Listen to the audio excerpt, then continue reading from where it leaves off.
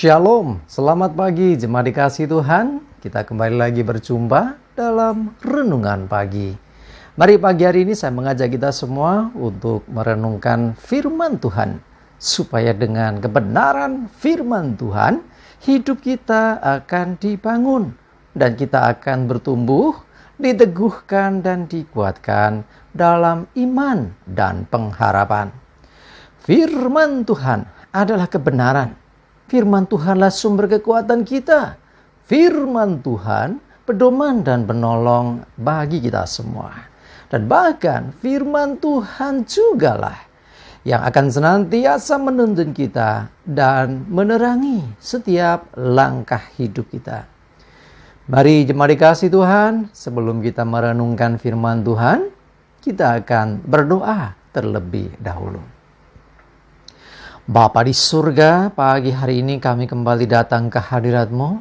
Kami membawa dan menaikkan segala puji syukur kepadamu atas segala kebaikan-Mu di dalam hidup kami ya Tuhan. Dan sungguh kami mengucap syukur atas begitu besar kasih setia-Mu, begitu besar rahmat dan anugerah-Mu. Segala berkat dan kemurahan-Mu ya Tuhan, perlindungan-Mu, penyertaan-Mu, pertolongan-Mu, dan juga pemeliharaan-Mu atas seluruh hidup kami. Terima kasih ya Tuhan. Pagi hari ini kami mau merenungkan firman-Mu. Mari Tuhan, Engkau yang singkapkan, Engkau yang nyatakan kebenaran firman-Mu atas kami semua.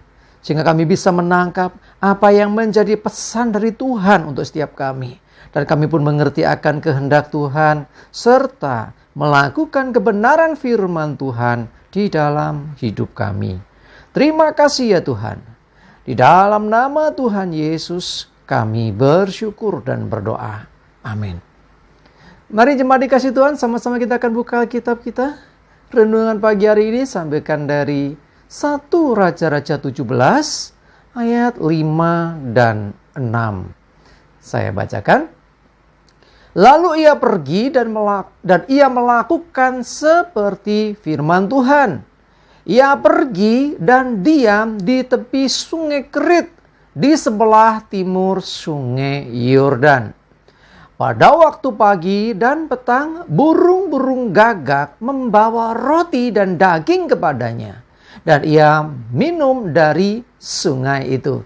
Jemaat dikasih Tuhan, yang dimaksud siapa? Sudah bisa baca, ini menarik sekali. Ya, ini hambanya yang luar biasa, Elia. Elia ini pernah berdoa sehingga tidak turun hujan sampai 3 tahun dan 6 bulan. Ini menjadi peristiwa yang mengerikan sekali sehingga terjadi kekeringan di mana-mana. Nah, terus akhirnya satu saat ya firman Tuhan datang kepada Elia supaya dia pergi ke tepi sungai Kerit ya, di sebelah timurnya sungai Yordan. Nah, disitulah dia tinggal. Ya, dia diperintahkan Tuhan dan Tuhan berjanji akan memelihara akan Elia ini. Dan sungguh terjadi ketika Elia mentaati, melakukan seperti yang difirmankan Tuhan itu, maka Tuhan memelihara akan hidup Elia. Dengan cara apa?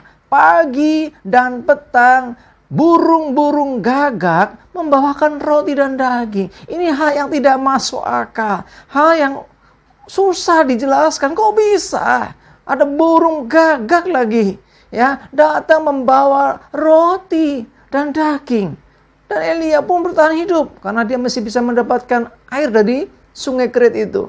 Cuma dikasih Tuhan, ini bukti bagaimana Tuhan itu bisa memelihara akan setiap kehidupan orang-orang yang mentaati, melakukan firman-Nya, hidup sesuai dengan firman-Nya, maka orang itu akan dipelihara Tuhan. Jadi jangan membatasi Tuhan juga dalam dia memelihara akan hidup kita. Kadang-kadang orang berpikir, oh aku punya saudara yang kaya, oh aku punya teman-teman orang-orang yang mungkin dikatakan hartanya berlimpah, aku akan ditolongnya, aku pasti akan diberkati oleh si A, si B. Ya, kadang kita membatasi dengan orang yang punya kelebihan, ya punya harta lebih, kekayaan segala macam. Tetapi seringkali juga Tuhan memakai dengan cara yang tidak biasa. Burung gagak lagi. Ya, burung gagak datang memberikan makan. Ini sesuatu yang luar biasa. Ya, jadi rasanya ya nggak masuk akal. Tapi itulah Tuhan, dan kita tidak bisa membatasi Tuhan. Tuhan bisa pakai apa saja, ya. Tuhan bisa pakai siapa saja. Bisa juga memang orang yang diberkati, orang yang kelimpahan atau orang kaya memberkati, bisa. Tapi orang miskin pun bisa. Kalau saudara baca kelanjutannya nanti, Elia dilanjutkan dipelihara oleh siapa? Ada janda miskin, janda Sarfat yang sudah ya tinggal punya sedikit bahan pangan. Itu juga bukti bagaimana Tuhan memelihara kehidupan Elia. Bukan dengan orang-orang yang berkelimpahan harta, tetapi dalam keterbatasan dan kekurangan. Tetapi disitulah kuasa Tuhan menjadi nyata.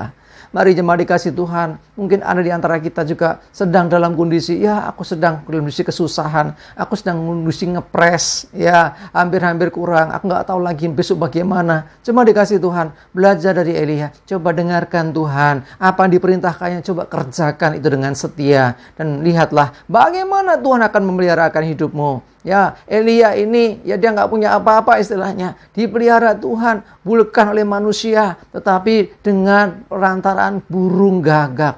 Nggak masuk akal rasanya. Kadang-kadang berpikir gini, burung gagaknya kalau dapat daging sih masuk akal. Dia bisa ngambil dari mana saja. Ya kan? Tapi kalau roti, ada mengatakan roti siapa yang diambil?